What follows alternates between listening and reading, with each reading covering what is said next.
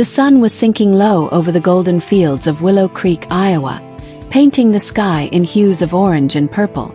But for 16-year-old Ellie Mae Thornton, the beauty of that evening was lost in a haze of fear. Her wrists burned bound tightly with coarse rope against the rough bark of an old oak tree. Laughter, cruel, mocking laughter echoed around her as three figures loomed in the fading light. The bullies of Willow Creek High had singled her out again, but this time they'd gone too far. Tied to that tree alone and humiliated, Ellie Mae had no idea that one phone call would change everything and bring a storm no one in that small town could have predicted.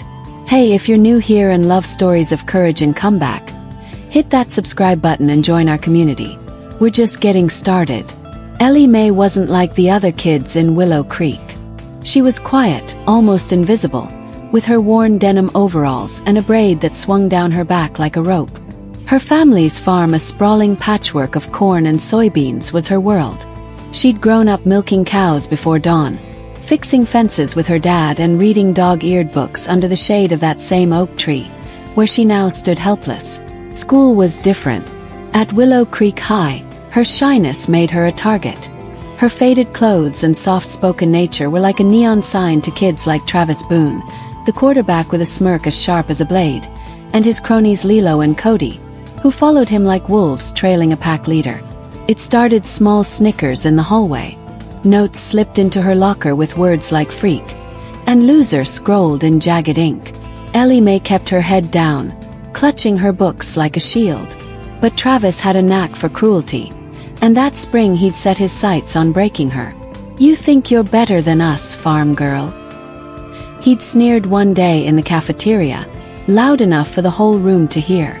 Ellie Mae had flushed red, her eyes glued to the linoleum floor. She didn't think she was better. She didn't think much of herself at all. By the time summer rolled around, the bullying had escalated. Travis and his crew followed her home one day, pelting her with pebbles as she walked the dirt road to her farm. She'd run, her breath hitching, but they were faster, their laughter chasing her like a shadow. That was when they got the idea, the sick, twisted idea that led to the oak tree. It was a Friday evening, the air thick with the scent of cut grass and impending rain. Ellie Mae had been walking home from the library, her backpack heavy with books, when Travis's pickup truck screeched to a halt beside her. Before she could react, Cody had grabbed her arms and Leela was giggling, pulling a coil of rope from the truck bed. "You're going to learn your place, Ellie." "My," Travis had said, his eyes glinting with something dark. They dragged her to the oak tree, a half-mile from her family's farmhouse, hidden by a bend in the road. She fought, kicking and twisting, but she was small and they were strong.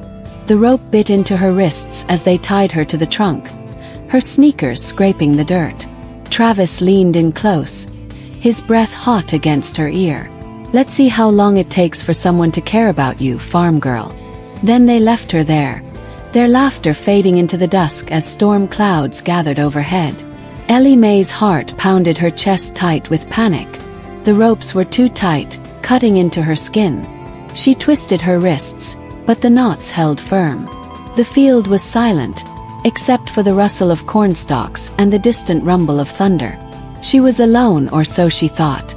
But Ellie Mae had a secret, one she'd kept even from her parents, one that made her more than just the quiet farm girl everyone underestimated. Tucked in her back pocket was a phone, a cheap flip phone she'd saved up for with chore money. And on that phone was a number she'd memorized but never called. A number that belonged to someone who could turn this nightmare into something else entirely. Her fingers trembling and scraped, fumbled for the phone.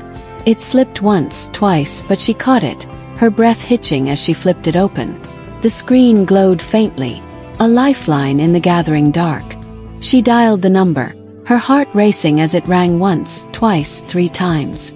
Then a voice answered, low and steady, cutting through the static like a blade through silk. "Ellie, what's wrong?" It was him. Her husband, Caleb Thornton, a man the town of Willow Creek had never met.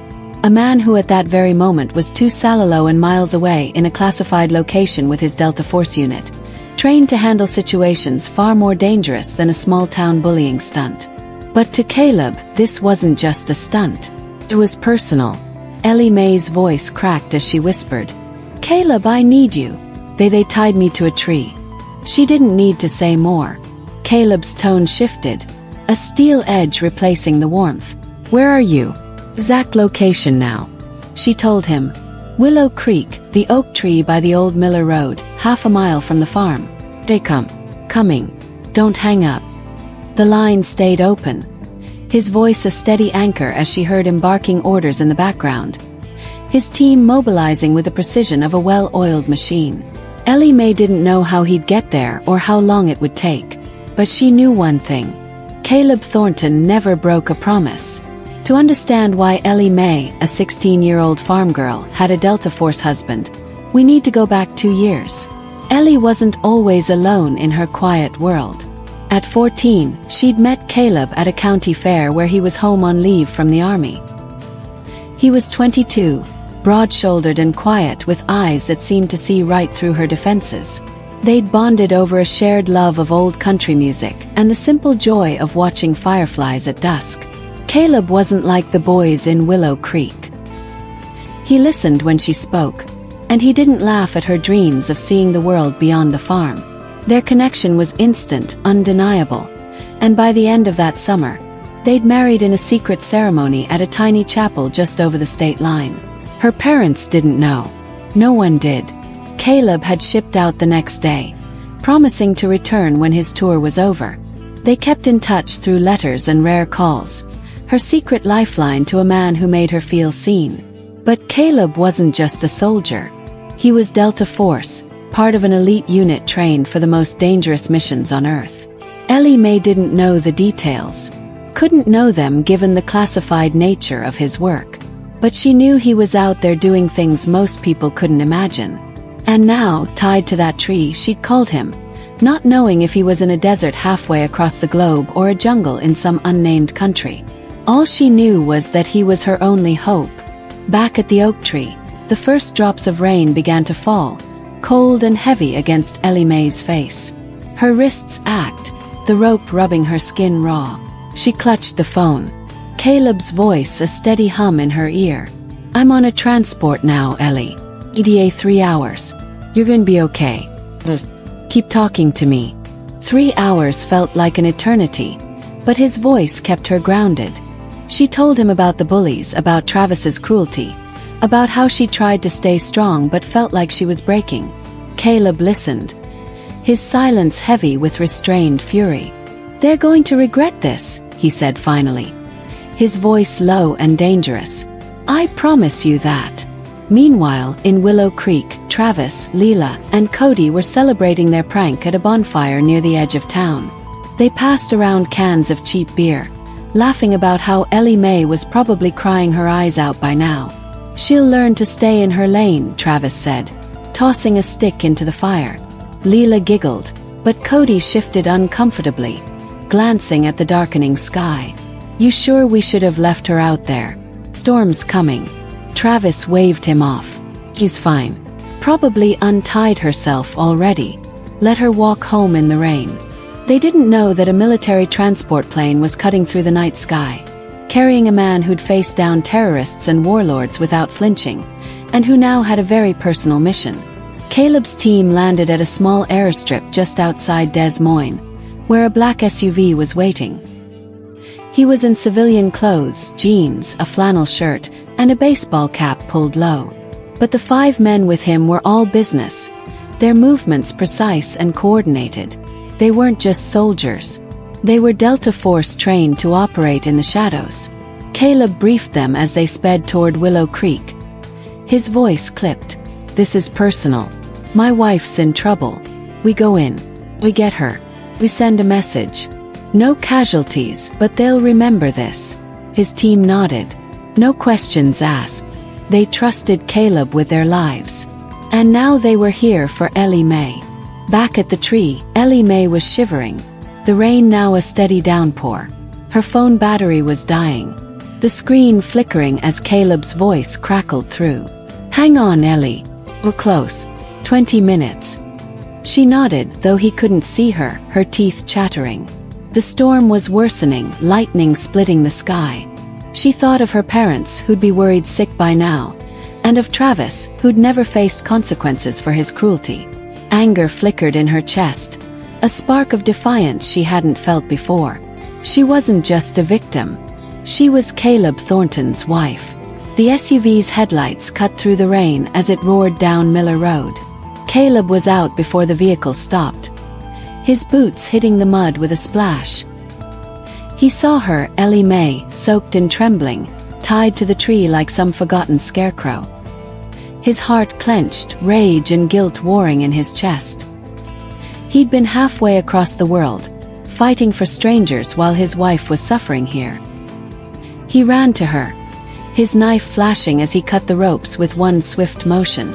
She collapsed into his arms, her body shaking, but her grip on him fierce.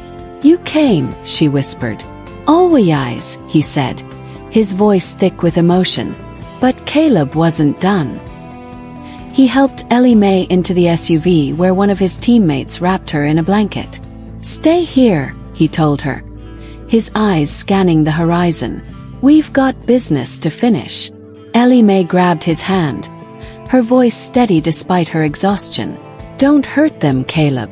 Just make them understand." He nodded, though the fire in his eyes said he'd make sure they never forgot this night. Caleb and his team tracked down Travis, Leela, and Cody at the bonfire.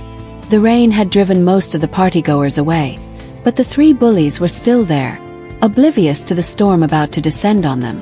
Caleb stepped into the firelight, his silhouette imposing against the flickering flames. Travis looked up, his smirk faltering as he saw the 6 men behind Caleb, their faces unreadable.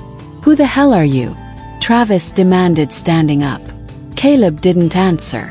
Instead, he stepped forward, his presence alone enough to make Cody take a step back. "You tied my wife to a tree," Caleb said, his voice calm but laced with menace. Travis laughed, nervous now. "Ellie Mae, that loser's your wife." "You're joking." Caleb didn't smile. He didn't need to. His team fanned out surrounding the bonfire, their movements silent and precise.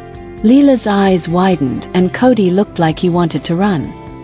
"Here's how this works," Caleb said. "You're going to apologize to Ellie Mae. You're going to mean it.